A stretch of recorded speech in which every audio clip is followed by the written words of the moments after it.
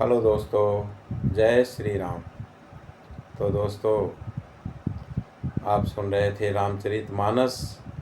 रामचरितमानस में प्रसंग चल रहा था धनुष यज्ञ, और राजा जनक ने बंदीजन बुलाए और वो बिरदावली सुनाकर चले गए। तो एक एक करके राजा धनुष उठाते हैं और उसको हिला भी नहीं पाते हैं और सिर झुका के नीचे चले जाते हैं और आसन पे बैठ जाते हैं। तो दोस्तों, आइए रामचरितमानस रूपी गंगा में प्रवेश करते हैं। इस पर चौपाई बहुत बढ़िया लिखी है राधे श्याम जी ने। तो दोस्तों, आइए रामचरितमानस रूपी गंगा में प्रवेश करते हैं और सुनते हैं कथा। योद्धाओं राजाओं के दल जब धनुष उठाने उठते हैं, तो रंग भूमि में एक और जोशीले बाजे बजते हैं। तो दोस्तों, जोशीले बाजे भी बजा करते थे उस टाइम। जब नहीं उठा पाए धनुष, तो राजाओं ने सोचा कि चलो इकट्ठे होके उठाते हैं। तो तुलसीदास जी लिखते हैं चौपाई। भूप सहस 10 एक ही बारा, लगे उठावन टरहि नटारा। डगई न शंभु सरासन कैसे, कामी बचन सती मनु जैसे।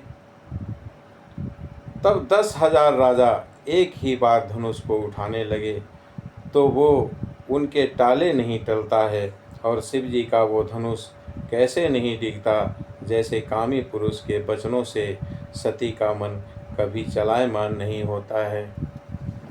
तो दोस्तों, किसी ने पूछ दिया कि 10,000 राजा धनुष उठाएंगे तो जानकी माला किसको पहनाएगी। तो राजा बोले कि पहले तो हम धनुष तोड़ेंगे और उसके बाद में हम आपस में लड़ेंगे, और जब लास्ट में जो कोई एक बचेगा उसके साथ ही सीता विवाह करेगी। तो दोस्तों, ये तो थी राजाओं की सोच। सब नृप भये जोग उपहासी, जैसे बिनु विराग सन्यासी। कीरति विजय वीरता भारी, चले चाप कर बरबस भारी। सब राजा उपहास के योग्य हो गए, और जैसे वैराग्य के बिना सन्यासी उपहास के योग्य हो जाता है, कीर्ति विजय बड़ी वीरता, इन सब को वे धनुष के हाथों बरबस हार कर चले गए। श्रीहत भय हरि हिय राजा, और बैठे निज निज जाई समाजा। नृपन बिलो की जनक अकुलाने, बोले बचन रोष जनु साने। राजा लोग हृदय से हार कर श्रीहीन हतप्रभ हो गए और अपने अपने समाज में जा बैठे। राजाओं को असफल देखकर जनक अकुला उठे और ऐसे वचन बोले जो मानो क्रोध में सने हुए थे। दीप दीप के भूपति नाना, आए सुनि हम सोपन उठाना। देव दनुज धरि मनुज शरीरा, विपुल वीर आए रणधीरा। मैंने जो प्रण ठाना था उसे सुनकर दीप दीप के राजाओं को देवता और दैत्य भी मनुष्य का शरीर धारण करके आए, तथा और भी बहुत से रणधीर वीर आए। कुंवरी मनोहर विजय बड़ी, कीरति अति कमनीय। पावनिहार बिरंचि जनु, रचेउ न धनु दमनीय। परंतु धनुष को तोड़कर मनोहर कन्या बड़ी विजय और अत्यंत सुंदर कीर्ति को पाने वाला मानो ब्रह्मा ने किसी को रचा ही नहीं।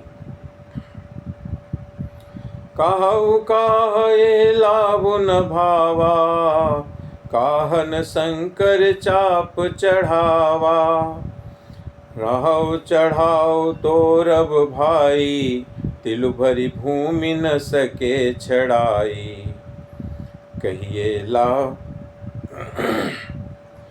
कहिए ये लाभ किसको अच्छा नहीं लगता, परंतु किसी ने भी शंकर जी का धनुष नहीं चढ़ाया। अरे भाई, चढ़ाना और तोड़ना तो दूर रहा, कोई तिल भर भी छुड़ा नहीं सका। अब जनि को माखे भट मानी, वीर विहीन मही में जानी। तजहुआस निज निज गृह जाऊ, लिखा न विधि वैदेही विवाहु। अब कोई वीरता अभिमानी नाराज न हो, मैंने जान लिया पृथ्वी वीरों से खाली हो गई है। अब आशा छोड़कर अपने अपने घर जाओ। और ब्रह्मा ने सीता का विवाह लिखा ही नहीं। सुकृत जाई जो पनु परिहरियों, कुंवरी कुमारी रहो का करिहो। जो जन तेउ बिनु भट्ट भुवि भाई, तो पनु करी हो तेउ न हसाई। यदि प्रण छोड़ता हूँ तो पुण्य जाता है, इसीलिए क्या करूँ, कन्या कुमारी ही रहे। यदि मैं जानता कि पृथ्वी वीरों से शून्य है, तो प्रण करके उपहास का पात्र ना बनता। जनक बचन सुनि सब नर नारी, देखी जानकी ही भय दुखारी। माखे लखन कुटिल भई भौहें, रदपट फरकत नैन सिरोहें। जनक के वचन सुनकर सभी स्त्री पुरुष जानकी जी की ओर देखकर दुखी हुए, परंतु लक्ष्मण जी तमतमा उठे और उनकी भौहें टेढ़ी हो गईं, होंठ फड़कने लगे और नेत्र क्रोध से लाल हो गए। कही न सकत रघुबीर डर, लगे बचन जनुबान। नाई राम पद कमल सिरु, बोले गिरा प्रमाण। रघुवीर जी के डर से कुछ कह तो सकते नहीं, पर जनक के वचन उन्हें बाण से लगे और जब न रह सके, तब रामचंद्र जी के चरण कमलों में सिर नवाकर वे यथार्थ वचन बोले। रघुवंशिन महु जहाँ को होई, और तुहि समाज यस कहई न कोई। कही जनक जसी अनुचित बानी, विद्यमान रघुकुल मनि जानी।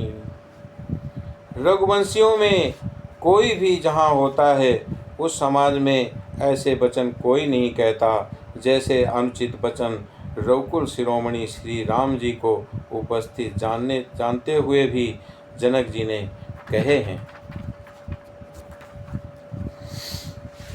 सुनहु भानुकुल पंकज भानु, कहूँ सुभाव न कछु अभिमानु। जो तुम्हारी अनुशासन पावूं, कंदुक इब ब्रह्मांड उठावूं। हे सूर्य कुल रूपी कमल के सूर्य, सुनिए, मैं स्वभाव से ही कहता हूँ कि कुछ अभिमान करके नहीं। यदि आपकी आज्ञा पाऊँ तो मैं ब्रह्मांड को गेंद की तरह उठा लूँ। काचे घट जिमि डारहूँ फोरी, सकहूँ मेरु मूलक जिमि तोरी। तब प्रताप महिमा भगवाना, को बापुरो पिनाक पुराना।